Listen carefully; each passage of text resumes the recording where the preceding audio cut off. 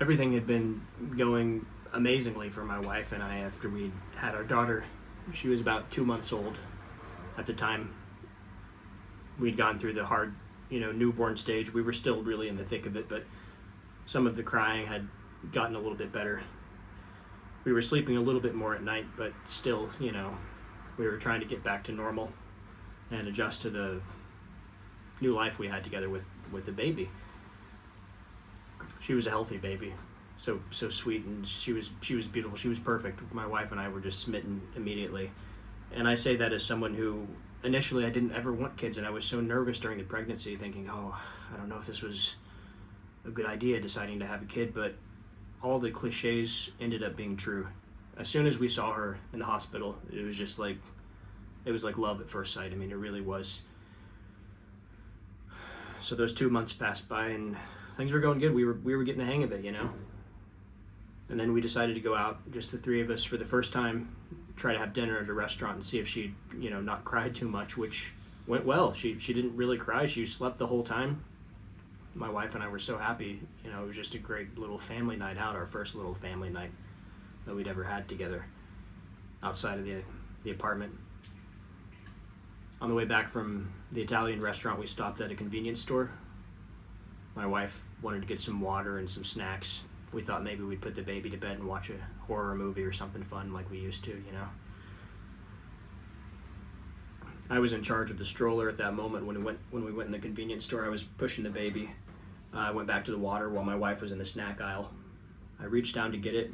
I turned holding the water, and I remember just not seeing the baby there anymore. The stroller was gone, and I immediately just felt my heart just stop. I mean, if you can imagine it, if you have kids, just try to imagine that. You just look away for 1 second, then you look back, and the stroller is gone. That your child is gone. I started yelling for my wife. She was panicking. She didn't know what would happen, but then she saw that the baby was not there, so she started panicking too. I remember looking out the automatic doors, the glass doors of the convenience store, and about 100 feet away, turning onto the sidewalk, was a very old-looking lady pushing the stroller. She was hunched over like this, and then she turned her face, and I saw the profile of her face, ghostly white. I felt just a total shiver take hold of me, just going down my entire body from head to toe. But I immediately reacted on instinct, of course, because she had our baby. I took off running. I turned the corner. She was gone. She was nowhere to be seen. Those next 2 days were the worst days of our life. My wife and I just cried nonstop. She especially cried, and I was just almost too shocked to cry. I couldn't come to terms with what had happened. Someone had kidnapped our daughter, our 2-month-old daughter. The police weren't really getting anything done. One night in our neighborhood where I had been walking every night from about 10 p.m. to 5 a.m., I couldn't sleep. I was just walking. I thought I saw the same woman outside alone. She turned the corner coming towards me, and she stopped when she saw me, and I knew at that moment, when I saw the look of recognition in her eyes, that she knew who I was and that she had taken my daughter. We live in a very small old town where we had moved about a year before. Most of the houses are old, and the apartment that we lived in was old. So I guess it shouldn't have come as such a surprise that I actually did manage to find her before the police did. She turned and ran. I managed to run after her this time without losing her, and then I saw her go into a house. I tried to go into the house. The doors were all barred. The windows were barred. The house was the darkest, creepiest looking house I've ever seen. I called the police, of course, immediately because I couldn't get in. I couldn't get in through the windows anywhere. I was trying, with all my might just to break through, to reach in through past the barred windows and bang on the glass, but it wouldn't crack at all. It wouldn't shatter. 10 minutes passed, maybe 15, I don't know. It was a hellishly long wait, but it wasn't really as long as I guess I remember it being, and the cops arriving. I remember them somehow getting into the house, banging on the door. Eventually, I think they had to shoot out the lock. It all feels like a blur to me. Those whole 2 days, those 48 hours of just absolute hell. But I remember when I saw the woman in handcuffs and I saw another officer bringing out the baby, I remember just dropping to my knees. I hadn't even told my wife yet because I didn't know what the outcome was going to be whenever they got into that woman's house. I didn't know if she was going to be, if our daughter was still going to be, I don't even want to say the word breathing, if she would still be there. But she was. And I remember I dropped to my knees. I just started crying. I was just bawling. It just tears of joy mixed with terror. How had this happened? How had this happened? What had happened during the last 2 days? Was it just an elderly woman who wanted to kidnap our daughter? Why? I didn't understand any of it, you know? Anyway, I guess they took the woman away. I didn't even pay attention to her whenever they brought her out in cuffs, and then my daughter after, you know, because I was just focused on my daughter. I couldn't take my eyes off her. I wanted to check and make sure she was okay. I looked everywhere, and she was fine. Her face didn't look like it was hurt or anything. She was okay. She was even smiling a little when she saw me. I remember I turned for a brief moment and just saw the car pulling off, and the woman was looking at me. She was in the back of the police cruiser, and she just gave me the most sadistic look. I cannot forget that. The way she looked at me. Anyway, everything after that, the next day or two or the next week, just all seemed to kind of blend together. My wife and I were we were emotionally we were wrecks, you know, but we were, above all else, we were so happy that we had our daughter back. Everything was going to be okay, and we were never going to let her out of our sight. Even for a split second, like at the convenience store, you know, that was just, I still couldn't get over how had that happened. I just looked away for a second to reach down and grab something out of the cooler, just grab water out, and I looked back and she was gone. The police didn't know anything about the old woman who had taken her. They had no record of that woman in their system. They didn't know what her name was. She had no identity. They didn't even know her age. They couldn't even get an estimate, but they knew that she was very, very, very old. She died shortly after that very week in jail, apparently of natural causes. I don't know. After about a month, we started noticing strange things about our daughter. Things that still to this day are prominent and very noticeable only by my wife and myself. Other people, when she's around other people, like our family, she acts normal. It started out with strange noises in the middle of the night coming from her crib, growling noises, animal noises.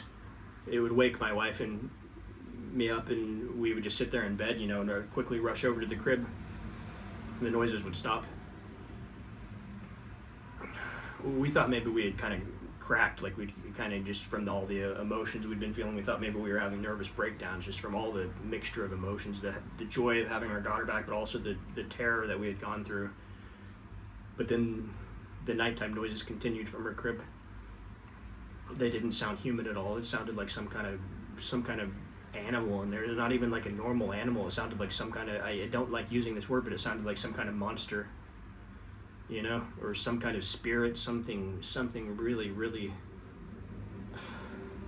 I wish I could say that I've gotten used to the sound, but I haven't. There have been numerous times, hundreds of times, we've woken up to the sound, and we quickly pull our phones out. We have it ready to record so that we can have some kind of proof of this. We want to get her checked out. We want to find out what this is. Whenever we try to do that, the noises immediately stop. Either that or they continue, but the recorder doesn't pick them up. So that makes me wonder if my wife and I have both simultaneously gone crazy and we're imagining this.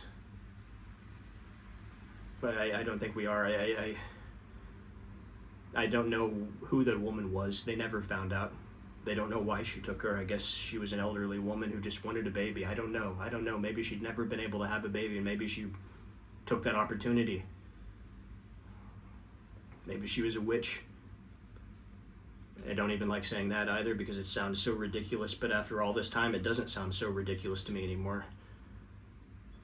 Sometimes my daughter acts very normal, most of the time, really, 95, 90, maybe 99% of the time, but it's certain nights, the sounds from her crib almost seemed like that elderly woman haunting us.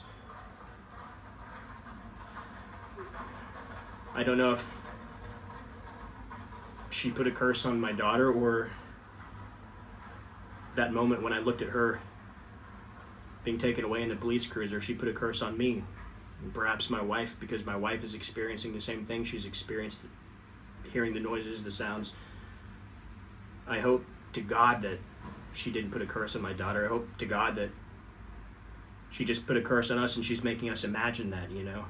I hope my daughter is okay. I hope she grows up to be completely normal. But I don't know if that's going to be the case, because I don't know anything about that woman. Police knew nothing about that woman. They searched the house. They found nothing that would give them any idea about her identity. Even the neighbors, the few neighbors she had on that quiet little street, they said they hardly ever saw the woman, and that she'd only moved in a year before, or maybe 8 or 9 months before. No one knew who she was. No one knew where she came from. But now we're still living with the repercussions of that.